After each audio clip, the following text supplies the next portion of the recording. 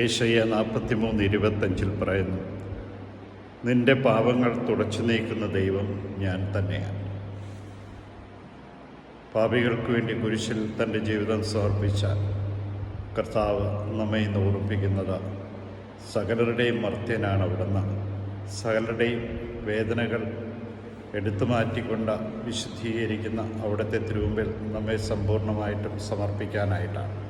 അവിടുത്തെ കാരുണ്യവും കൃപയും നമ്മുടെ മേൽ ചൊരിഞ്ഞുകൊണ്ട് നമ്മെ വിശുദ്ധീകരിക്കുന്ന ദൈവത്തിൻ്റെ തിരുമുമ്പിൽ നമ്മെ സമ്പൂർണ്ണമായിട്ടും സമർപ്പിച്ചുകൊണ്ട് അവിടുത്തെ കൃപയ്ക്ക് വേണ്ടി ഇന്ന് പ്രാർത്ഥിക്കാം.